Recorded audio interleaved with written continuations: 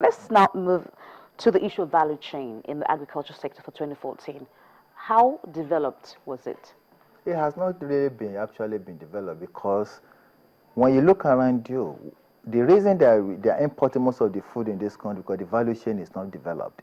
Because there's no point for you producing all these things in the farm and you don't have a processing plant to process them. Because value chain has to deal with your... Well, because we know the agriculture minister has gone to some rural areas and tried to establish these processing units and try to encourage those who may not work in the farm directly, but will be engaged in packaging and sorting and all of that. So how didn't we have much progress in that for 2014? See, when you keep on talking about progress, you are dealing with a population of 170 million, for crying out loud. We are not a nation of Ghana or Togo or Cotonou right here. We're talking about 180 million plus of population. So you cannot just go to a rural area in one section and say you are developing a value chain. What about the rest? You are neglecting other. And that's why I keep on complaining that we are spending too much money in the north where there's crisis, where there are so many insurgencies. 70% of our agricultural budget is going to the north. And this is a region that is not even stable. Isn't it because the northeast or the north in general produce some level of food for the country, some percentage? But the same thing can be produced in the southwest. It's because we are not developed our own land. Go around, maybe you are trying to Ondo or Benin or to Ibadan. You see so many fertile land, stable land that we supposed to be used to cultivate all this, but we are not using them. So there's nothing that is growing in the north, maybe few things that cannot be growing in the southwest or in the south.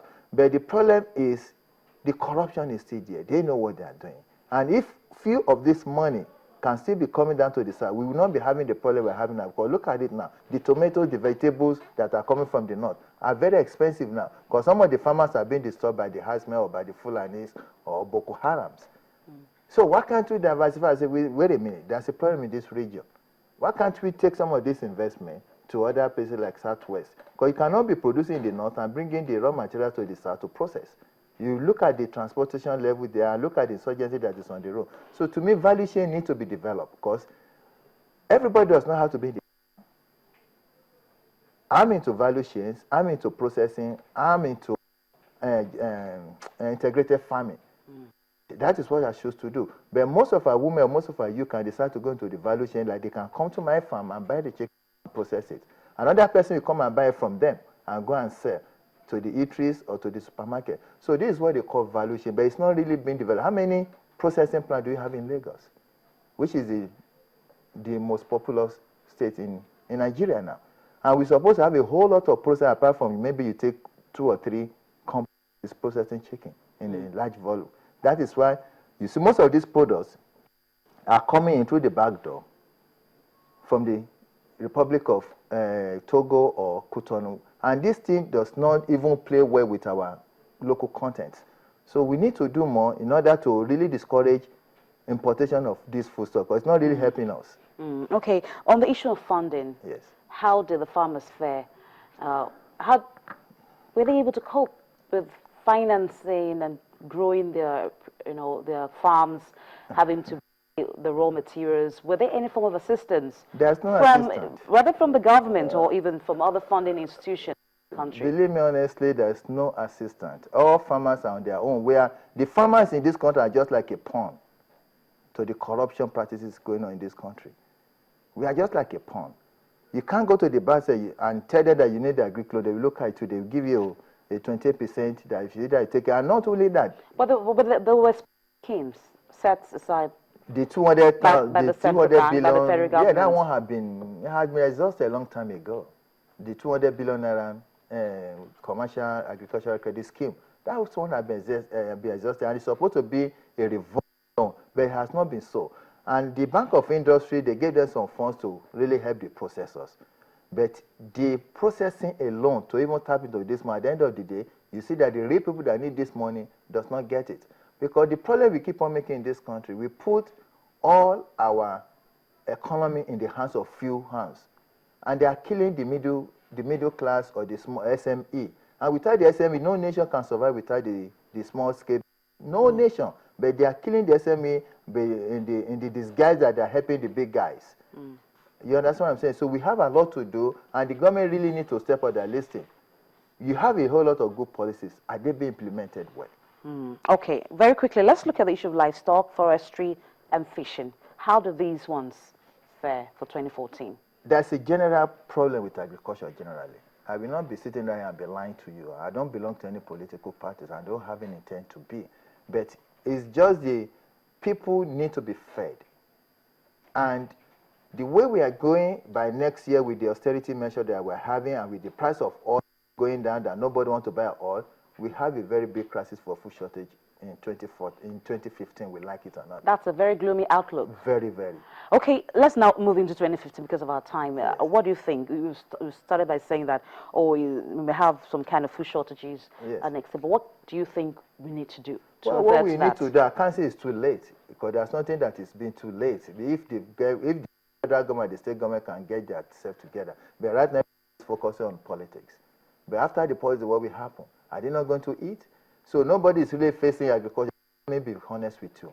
Maybe what we can do is to really pray that we get a government that's really going to help the masses, especially because the infrastructure is not there. If I'm a farmer, I'm processing something that's if you know how much I'm buying for diesel alone, it's taking almost about 15% of my income. Not to talk about the electricity company that's going to bring their bills.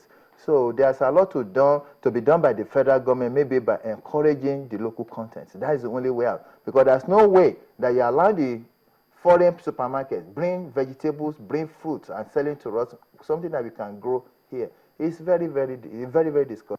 To me, it doesn't augur well for our economy. So if you really want to jumpstart our economy in terms of agriculture, the funding has to be there. The availability of land has to be there, not just land. Because the government can come tomorrow and say they want to take your land. It has to be title land so that you can farm freely.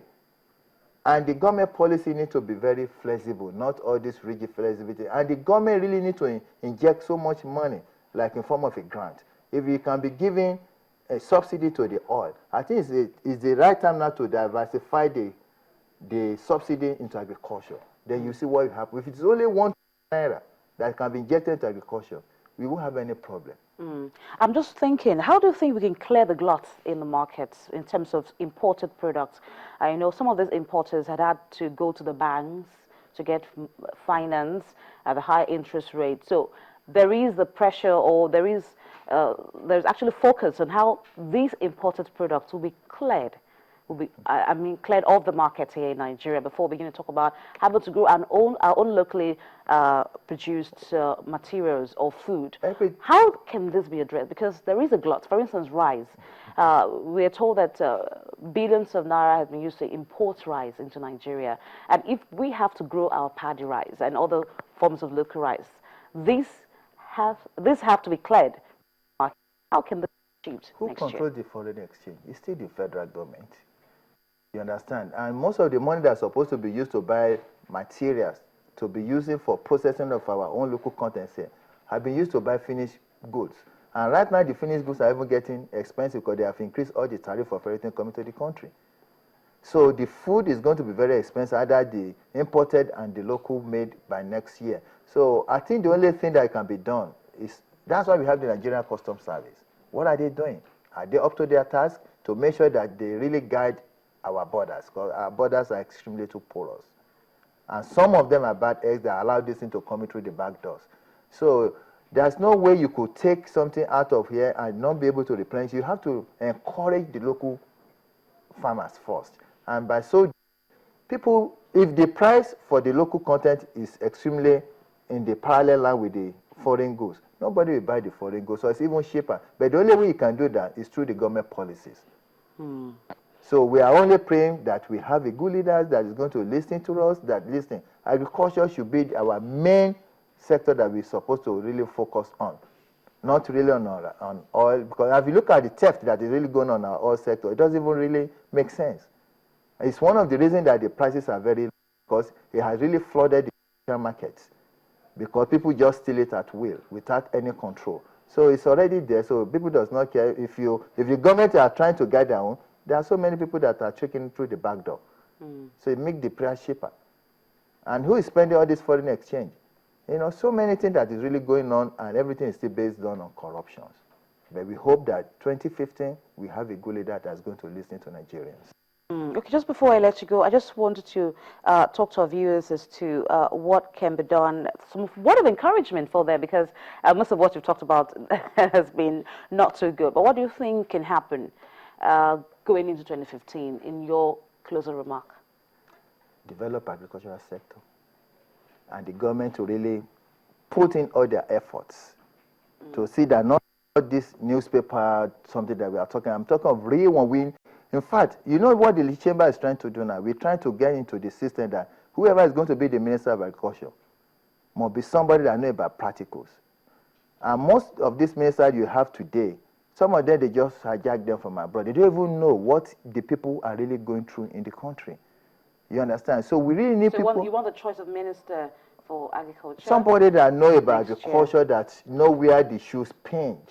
Not just somebody that just sit down in the office or they be imported. You understand? Because, like, I'm familiar with farmers. I travel as far as northeast, southeast. I'm a consultant to some of these government agencies.